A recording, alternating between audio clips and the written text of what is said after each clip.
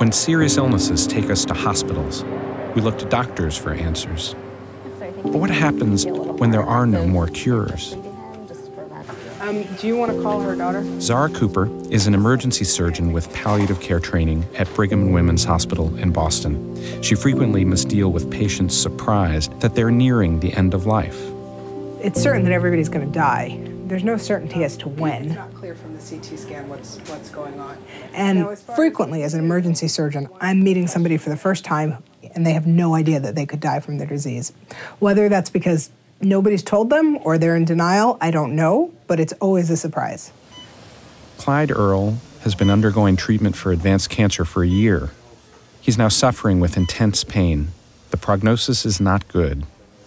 Well, you're in good hands here, Dr. Cooper. I know. Dr. Cooper wants to talk to Mr. Earle and his wife, Audrey, about what comes next. The rumor has it you guys are newlyweds. Is that right? Huh? Yeah. That's great. In March. Now, what happened before you came into the hospital? One morning, I had so much pain, I could not take it. I was in deep trouble. Yeah. 3:30 with pain. Yeah. What I discovered was that he and his wife had the expectation that he had many more months. So let me ask you, what do we expect to happen after you leave the hospital? We're going fishing. Okay. We're going up to a house in Maine. Okay. And then after Maine, we'll go back to the house in Florida. Right. Now, has anybody talked to you about a hospice or having hospice nurses take care of you, or is that part of the plan? Women, if we need it. Right. I know the procedure. Yeah. When I said hospice, it was as if I was talking to somebody who only thought that hospice would be necessary when he was just about to die. My impression was that that was the goal, was to get him to hospice. I think my primary concern is... I think the lesson learned is that you have to ask. You know, you can't make those assumptions because oftentimes patients and their families aren't at all where you think they are and aren't at all where you think they should be. But Zara Cooper had at least started a conversation about the end of life.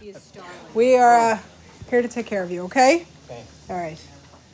As Clyde Earle's condition worsens, Dr. Cooper brought in Kathy Selvaggi, a senior palliative care physician whose expertise is in end-of-life care.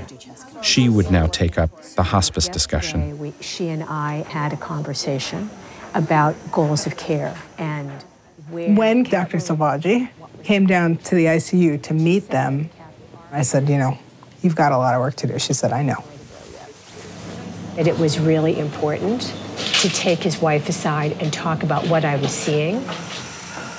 Hi. How are you, Audrey? Let's not ask a question like that. I know. Clyde? Good morning. It's been like this.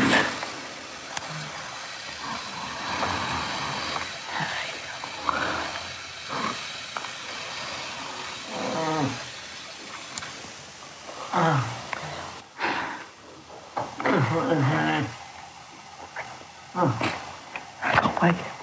I know you don't. I don't like it at all. It is a process. And I think, you know, it is very hard to come to the realization that you're dying. These are really important conversations that should not be waiting the last week of someone's life. I'm not sure I'm going to get him back to Maine. We're not. Let's face the truth. I don't think we are. No. I think he's going to be here with us. Yeah, I know he is. I guess I was in my own world. Figuring everything could be fixed. In my heart, though, I knew better. I knew what was ahead. He didn't. And I didn't share it with him. It's those moments when people show that they want to talk about it.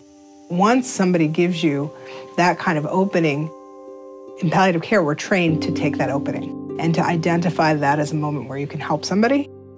Whereas I think the natural inclination is to say, we're going to get him better, you're going to get him home, because it makes you feel better.